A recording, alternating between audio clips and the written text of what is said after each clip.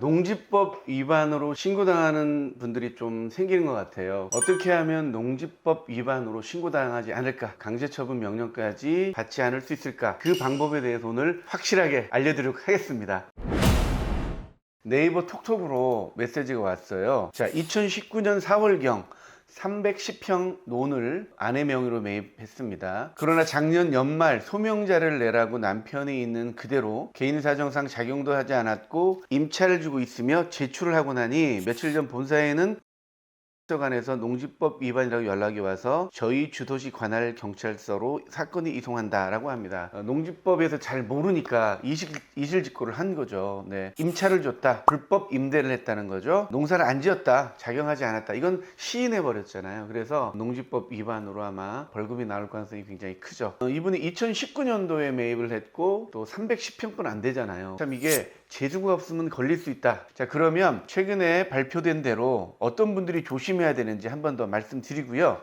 어떻게 우리가 대비해야 될지 확실하게 한번 알려드리도록 하겠습니다. 농지법 위반으로 누군가가 신고를 하잖아요. 무조건 수사를 하게 돼 있잖아요. 그래서 신고를 안 당하는 게 굉장히 중요합니다. 주위 사람들과 잘 지내야 된다는 것 다시 한번 말씀드리고요. 신고하지 않더라도 전수조사 대상이 되는 분들은 첫 번째, 5년 이내의 범위에서 농식품 장관이 고시하는 기간 내에 농지 취득 자격증명이 발급된 농지입니다. 그러니까 2022년 5월 18일 때부터 적용이 되니까요. 계산해 보니까 2017년 5월경에 이제 농취증을 발급한 분들은 이제 전수조사 대상이 된다 생각하면 되겠습니다. 두 번째는 5년 이내의 범위에서 제촌하지 않은 사람 취득한 농지입니다. 2017년 5월경에서 지금까지 농지를 취득했는데 제촌하지 않은 상태에서 취득하신 분들, 이분들도 전수조사 대상이 됩니다. 자, 그리고 세 번째, 자, 5년 이내의 범위에서 1필지를 공유로 취득한 농지, 1필지를 여러 사람이 샀습니다. 투기로 본다는 거죠. 그래서 2017년 5월경에 공유로 농지를 사신 분들도 전수조사 대상이다. 다시 한번 말씀드립니다. 그리고 농업법인 소유농지는 그냥 전부 다 조사하겠다, 이렇게 나오는 거고요. 그리고 토지거래 허가구역인 농지 전수조사 대상이 된다. 한 이 정도로 5개 정도 나눌 수가 있는데요. 전수조사 대상이 돼서라도 내가 작용만 한다면 아무런 농지법 위반이 아니죠. 그렇기 때문에 내가 제촌을 하든 제촌이 아니든 상관없이 요즘은 거리상 주말에만 달려도 어디든지 갈 수 있잖아요. 충분히 작용할 수가 있습니다. 뭐 맹지다 여러 가지 말씀하시는데요. 오늘 제가 그래서 작용할 수 있는 방법을 여러분에게 알려드리도록 하겠습니다. 작용도 두 가지 방법이 있겠죠. 면피용 작용이 있겠고, 이왕 하는 거 내가 수익을 내보겠다, 이렇게 생각을 가질 수 있겠는데요. 두 가지를 한번 소개해 드리도록 하겠습니다. 다시 한번 말씀드리지만 우리나라는 경자유전, 소작지도 금지입니다. 그래서 대부분의 경우 이제 농어촌 공사를 통해서 임대차 하지 않으면 다 불법이에요. 그래서 가장 중요한 거는 내가 제촌하지 않은 경우에는 농어촌 공사를 통해서 임대차를 꼭 알아보시고요. 그게 안 될 경우에는 무조건 작용을 해야 되는 거예요. 다른 방법 없습니다. 작용하기 쉬운 작물을 여러분에게 오늘 소개해 드리도록 하겠습니다. 네이버에 수단그라스를 한번 검색해 보시기 바랍니다. 수단그라스 보면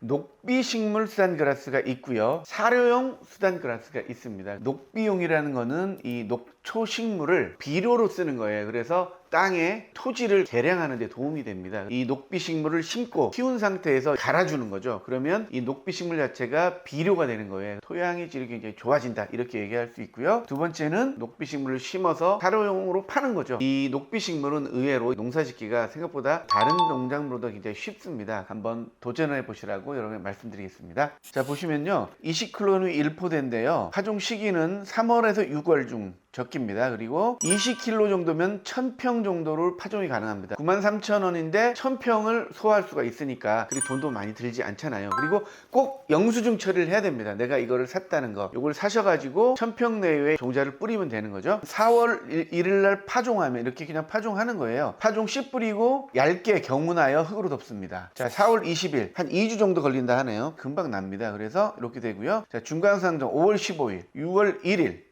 6월 20일 이렇게 완전 성장하는데 한 2, 3개월이면 완전히 자라니까요. 다른 작물보다 농사하기 쉽기 때문에 한번 참고하시길 바라겠습니다. 제가 한번 직접 한번 보여드리도록 하겠습니다. 지금 이렇게 원래는 여기는 논이었는데요. 논에다가 이렇게 수단그라스를 심은 모습입니다. 저번 주에 심었는데 이렇게 파릇파릇 이렇게 나잖아요. 이렇게 조그맣게 나고 있죠. 이렇게 하면 농사를 짓는 게 되는 거예요. 뭐 맹지다, 산에 있다, 상관없습니다. 그냥 동자만 뿌려주면 되는 거예요. 그리고 조그만한 농지 같은 경우는 쇠스랑으로 경운하시고요. 좀 큰 땅은 트랙터 있잖아요. 빌려가지고 하루 이제 노임을 줘가지고요. 이렇게 한번 로타리에 쳐달라면은 로타리 다 쳐준단 말이에요. 이것도 영수증 처리하시고요. 왜냐하면 우리가 경운기가 없잖아요. 로타리가 없기 때문에 충분히 빌려서 쓸 수가 있습니다. 그렇기 때문에 작용을 꼭 하시기 바라겠습니다. 한번 어떻게 하는지 방법은 다시 한번 알려드리도록 하겠습니다. 네, 보면 이렇게 풀들이 자라고 있죠. 자, 이게 수단그라스입니다. 그러니까 소풀이죠. 우리가 여물 먹일 때 필요한 그 소풀인데, 이게 굉장히 농사하기가 쉽고, 그리고 이걸 심으면 땅이 굉장히 좋아집니다. 뭘 심을까 고민하신 분들 소풀을 좀 심으세요. 소풀 팔도 있고 여러 가지 방법을 활용할 수 있으니까요. 자, 수단그라스입니다. 수단그라스. 수단그라스는 두 가지 종류다. 소여물용으로 심어서 그걸 팔면 되는 거고요. 두 번째는 땅의 지력을 높이기 위해서 수단그라스가 자란 다음에 그냥 거기서 경운해 주는 거예요. 그러면 이게 비료가 되는 거죠. 그렇기 때문에 한 3년 정도 하면 이게 땅이 그렇게 좋아진다고 해요. 작용하지 않으면 아까 봤죠? 경찰서에 불려가야 돼요. 얼마나 짜증나는 일입니까? 그러니까 지금 농지법 때문에 고민하시는 분들 바로 여기 수단그라스를 가가지고 다 뿌리세요. 뿌리셔가지고 경운하고 기본적인 것만 해도 내가 농사를 지었다, 작용했다 이렇게 주장할 수가 있으니까요. 꼭 한번 고민하지 마시고 네이버에서 시키셔가지고요. 충분히 여러분 작용할 수 있습니다. 그러니까 그냥 방치하시면 경찰서에 불려가는 일이 생기니까요. 그런 일 없도록 이 수단그라스 많이 이용해 주시길 바라겠습니다. 자, 그리고요, 두 번째는 이왕 하는 거 내가 제대로 한 농사 지어보겠다 하시는 분도 있잖아요. 자, 그런 분들은 요즘 그 조경나무로 굉장히 유명하죠. 에메랄드 그린, 문그로우, 파스티기아타 이런 측백나무인데 이렇게 조경수로 쓰는 게 있습니다. 다른 것보다 잘 자라고 농사보다는 좀 쉽다 이렇게 판단이 되거든요. 그리고 수익도 상당하다 이렇게 얘기할 수가 있습니다. 제 지인 중에 한 분이 지금 도시농부로서 이거를 키우고 있는 분이 있으세요. 조만간에 한번 모셔가지고 얼마나 되는지, 그리고 어떤 식으로 판로를 생각하고 있는지, 어떤 식으로 재배를 하고 있는지, 사업성을 낼 것인지에 대해서 모셔가지고 여러분들께 직접 알려드리도록 하겠습니다.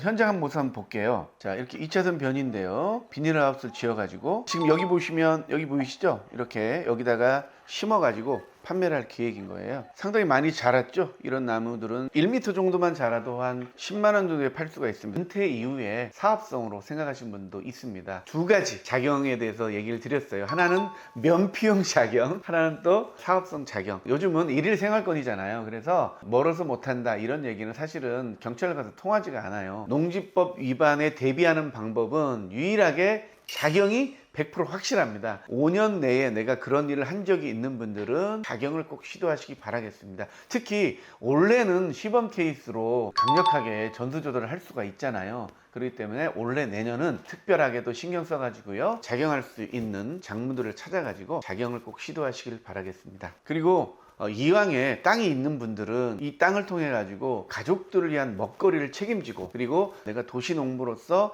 이 땅을 활용할 방법이 없는가 고민하는 시간도 필요할 것 같습니다. 너무 짜증만 내지 마시고 긍정적인 마인드로 작용을 해가지고 농지법 위반에서 꼭 벗어나시길 팁을 드렸으니까요. 꼭 참고하셔가지고 작용을 시도하시기 바라겠습니다. 농사를 잘 모르시기 때문에 그 근처에 내가 농지 소재한 곳에 이장님이나 또 경험 많은 분들을 통해 가지고요, 팁을 받으시면 생각보다 그렇게 어렵지 않다, 여러분에게 다시 한번 말씀드립니다. 농지법 위반에서 꼭 벗어나십시오. 다음에 더 좋은 영상으로 찾아뵙겠습니다. 감사합니다.